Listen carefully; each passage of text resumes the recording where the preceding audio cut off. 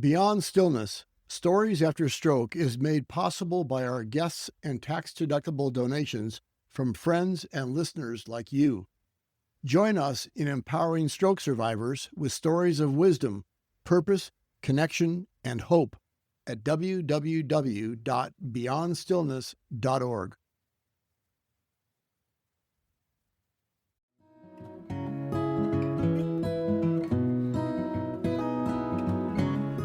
This week on Beyond Stillness, Stories After Stroke, guest John Humphrey, a father, husband, and caregiver, shares his story entitled Finding Life 2.0. He discusses the dilating nature of time, the self inside the body, and ways he welcomes Life 2.0, life after stroke.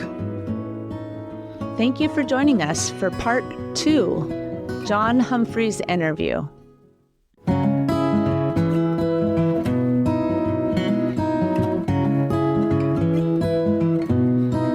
Hello and welcome to Beyond Stillness. Stroke offers a powerful, life-changing shift in perspective.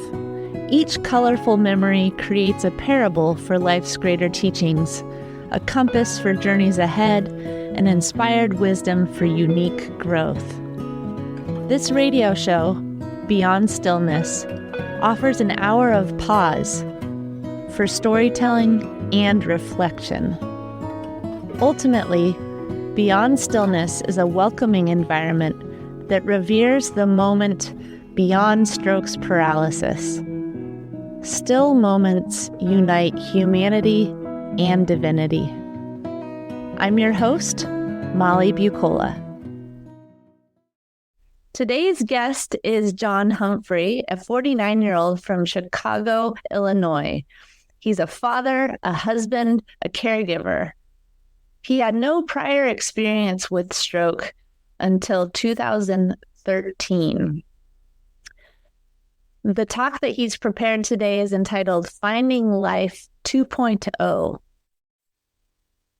Before we begin, we take a moment of pause to honor our relationship with time. Understanding the incremental moments where we feel truly present or truly distracted, and how each builds on each other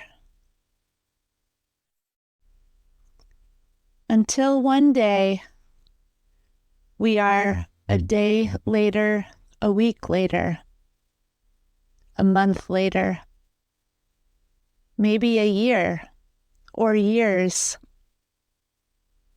And when we reflect upon our recovery, help us to hold those incremental moments in the palm of our hands with compassion. Seeing each moment of presence and impatience as an opportunity to honor the life we've been given. And may we use our time and love our time in a way that honors the person we are deep down, so that we may share with a world in need of our gifts. And we give thanks. I wonder about you and what your thoughts were in those first 2 days. What was happening in your body and your mind as it was unfolding? I didn't choose this to happen, but it became almost third person, where I was watching something very awful happen to somebody else's family. Not that I was checked out, but it just seemed very surreal to me, like it wasn't real. It might have been partially because it was also exhausting. The hospital was wonderful. So they let me call 24 hours a day and speak to nurses to see if her condition was changing. And so I would set alarms at certain times overnight to be able to do that. but those very early days were very out of body experience is the best way I could describe it. Yeah, it's fascinating because your talk is very theological and philosophical. And at the same time, you're going through moment by moment the daily and what's going on in your own body. So hearing you describe it as witnessing something happening, it makes a lot of sense. It's like we're experiencing it on so many different levels. The things you'd tell Michelle each day were so simple, yet so profound. Stroke forces opportunities to balance our humanity and our divinity, as you've shared, which makes you a perfect guest for the show. Everyone needs to hear those two things. The two things that you mentioned were, I know you are still in there. Don't worry. We won't abandon you or think you are gone. And the other one is you would tell her the date. You wanted her to still feel tethered to this world and get a sense of the passage of time. And so much is in that. We've got divinity, we've got humanity. Can you tell me about something in your life, something that you've experienced that you wish someone was there to tell you those things? Don't worry, I know you're still in there, and remind you of the date and the passage of time. So one of the most, probably the most difficult aspect of the entire stroke was when Michelle, I can't say enough good things about the hospital staff. Michelle was pregnant about 3 months along, and not a single time did anyone there say you have to choose between the child and the mother. They, at all times, it was all of the above. And they never let me believe that this was not going to be an all of the above approach. But there was a moment where they had to ask me to approve radiation for contrast that would cross the placental barrier. And up until that point, they were trying not to do that, but they absolutely needed that.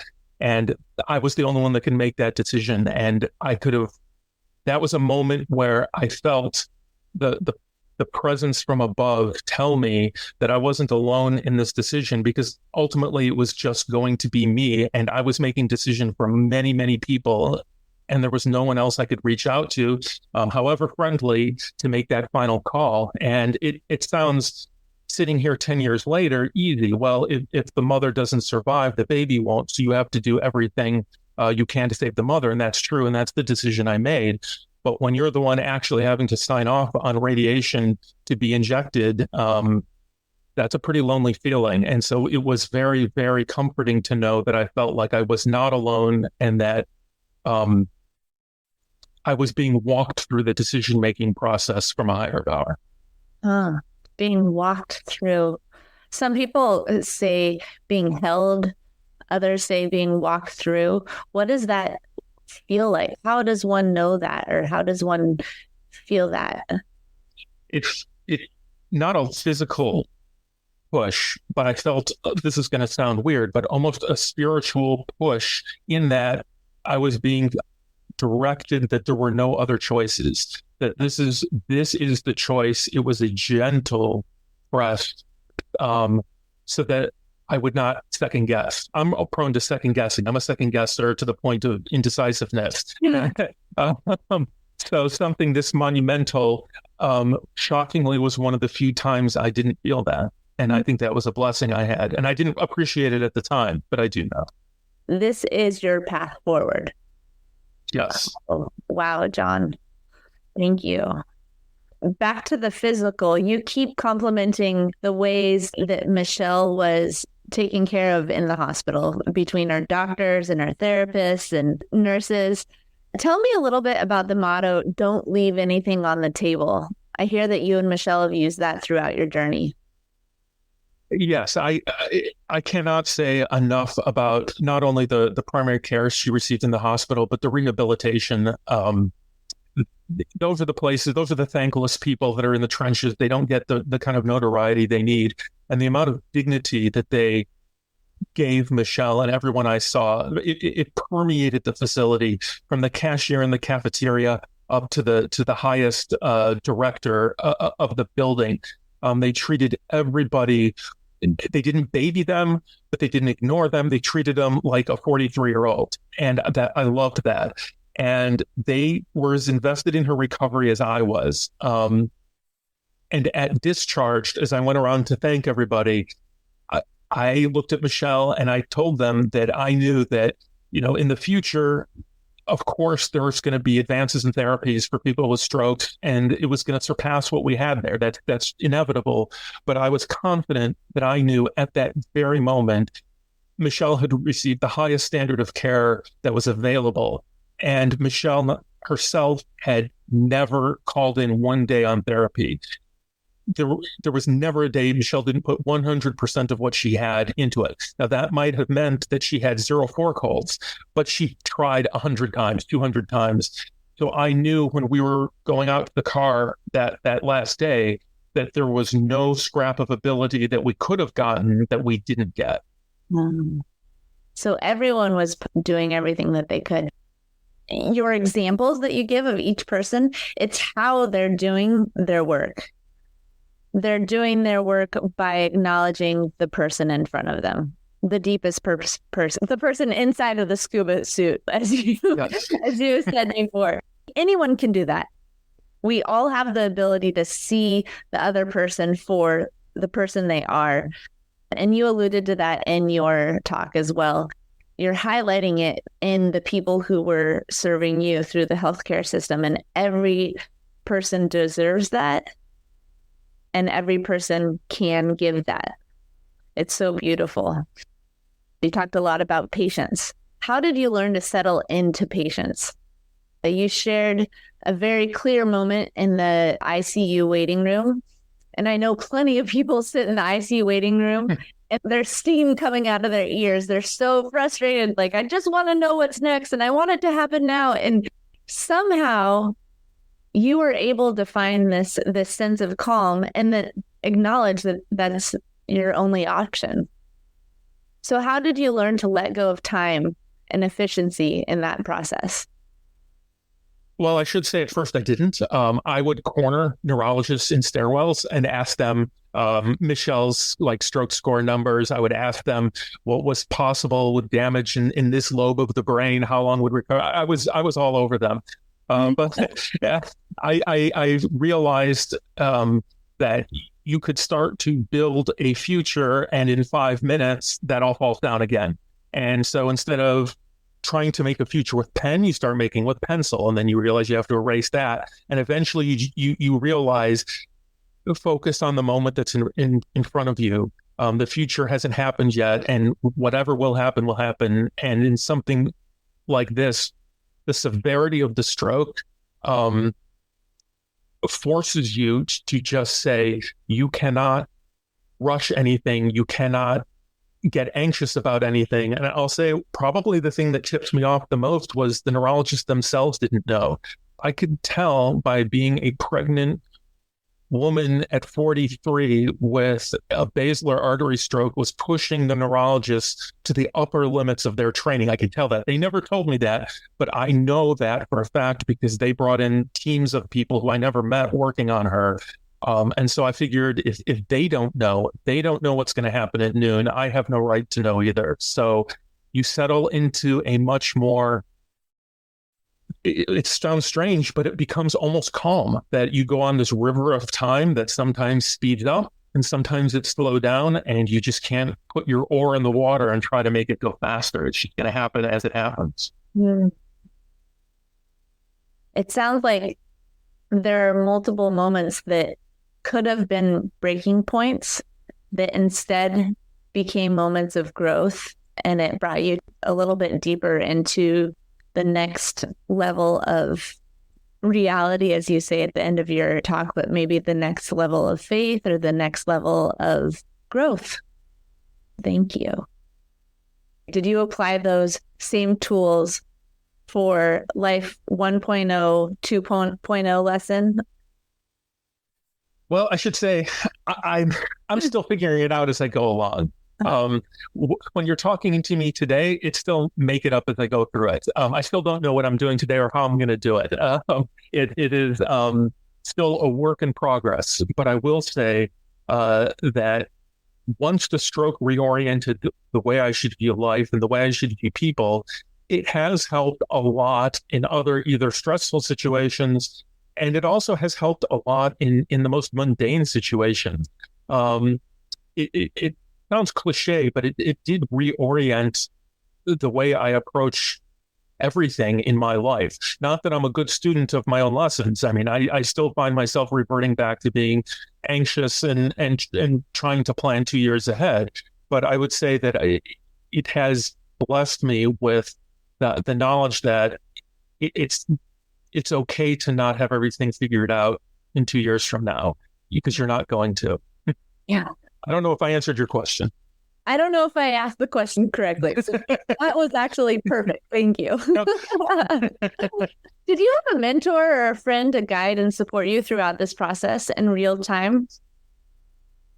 I did not. I will say that I had enormous help from a lot of people. My family was enormously helpful in watching my 2-year-old to allow me to see Michelle twice a day in the hospital.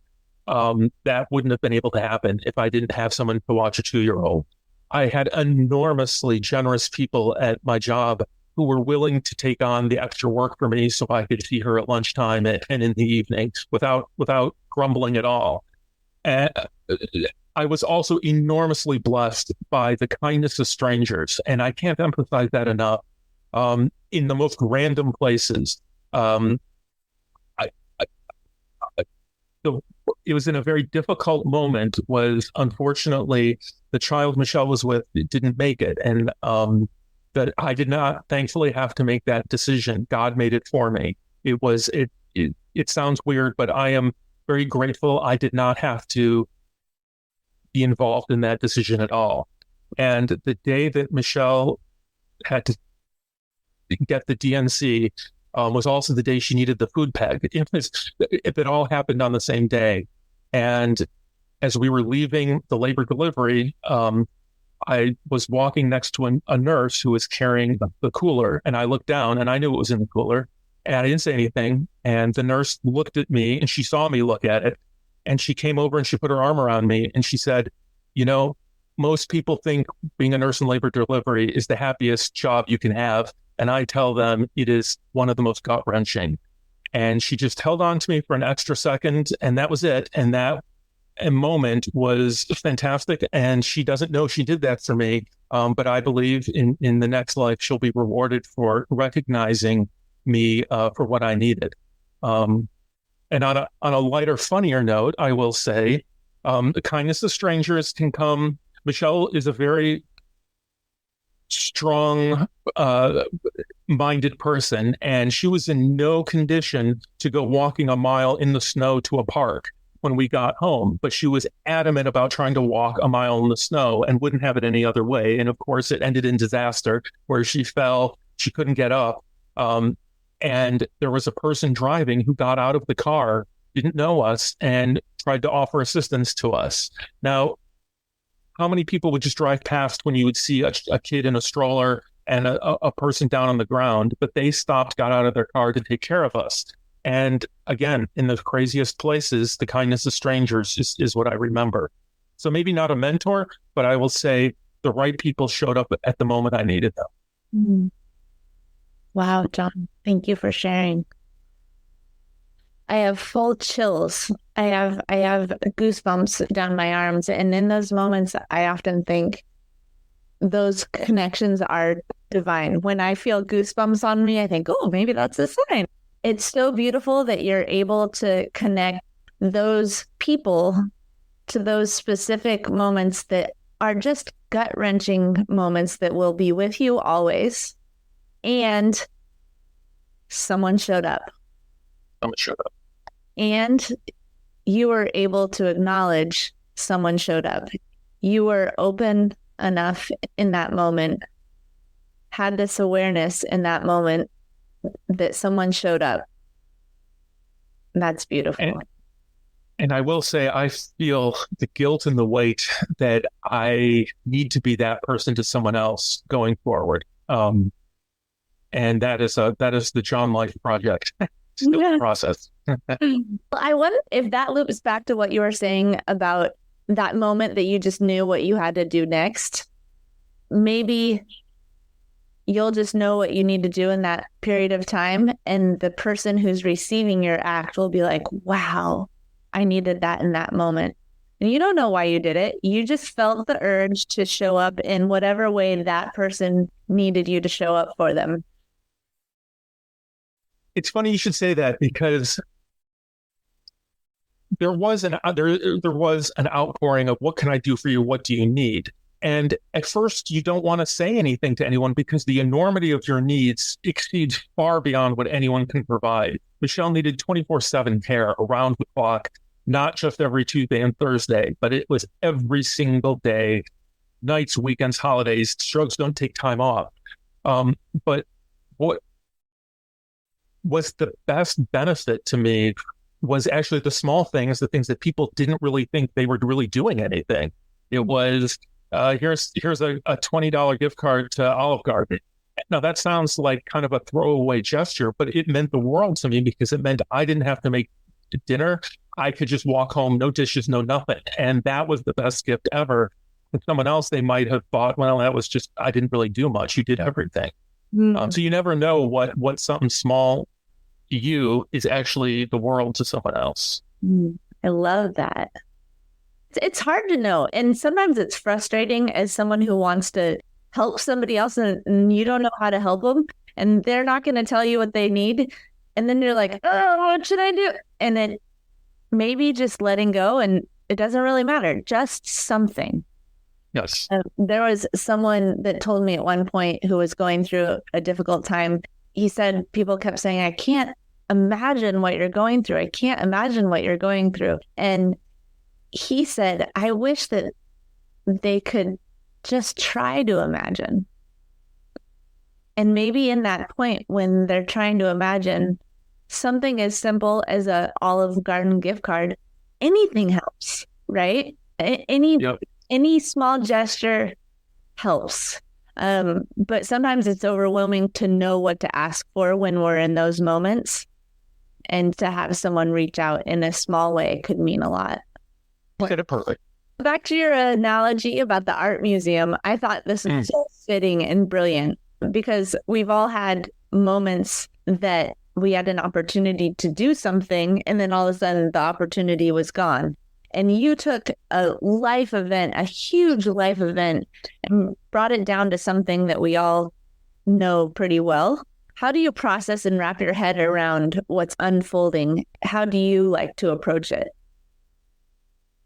Well, I should say that I'm no expert in this. I'm still learning, but I will say a curious thing is people rushing to have an experience miss, I think, some of the most important things in life. And so I use that analogy of a warm June evening that everyone acknowledges is a good thing. But if all you can do is sit in a patio and enjoy a June evening, you start to realize just how wonderful and beautiful and rare it is.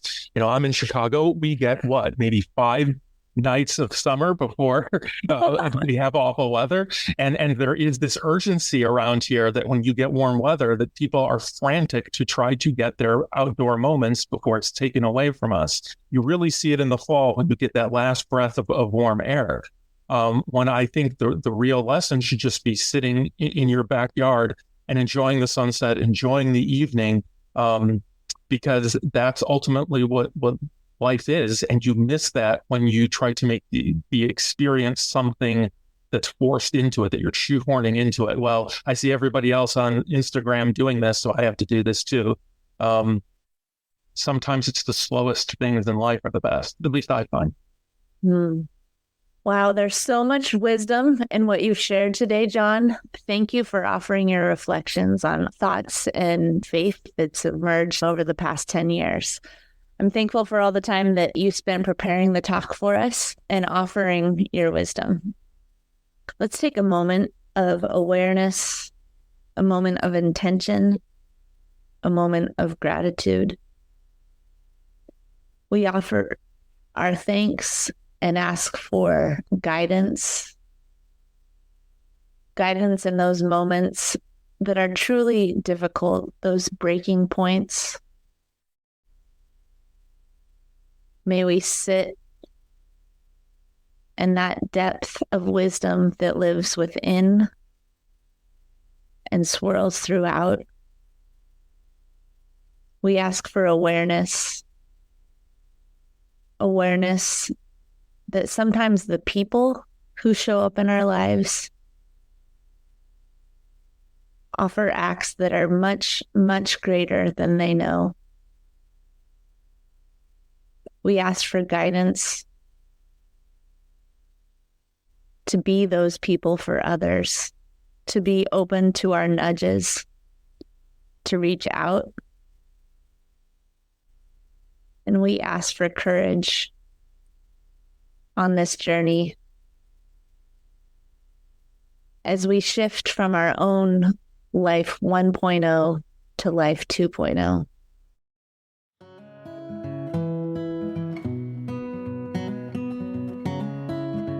Thank you for devoting time and space to listen to Part 2, John Humphrey's interview. For the full story, please listen to Part 1, John Humphrey's story, on Beyond Stillness, Stories After Stroke. Each colorful memory creates a parable for life's greater teachings, a compass for journeys ahead, and inspired wisdom for unique growth.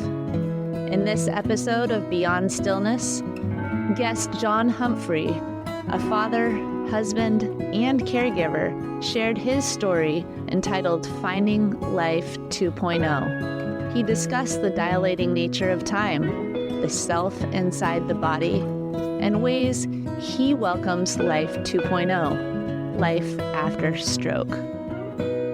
If you enjoyed this moment of pause for storytelling and reflection, please like, share, or subscribe to the Beyond Stillness Stories After Stroke podcast. Again, thanks for listening. And remember, as part of the stroke community, you are more than supportive. You are inspirational. I'm your host, Molly Bucola.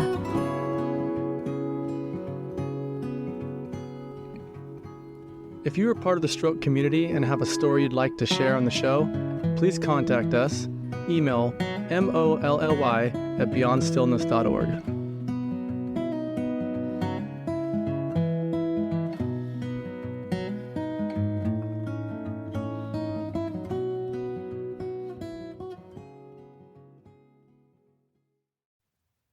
Beyond Stillness, Stories After Stroke is made possible by our guests and tax-deductible donations from friends and listeners like you. Join us in empowering stroke survivors with stories of wisdom, purpose, connection, and hope at www.beyondstillness.org. Another way to support is to like, share, or subscribe to our weekly show.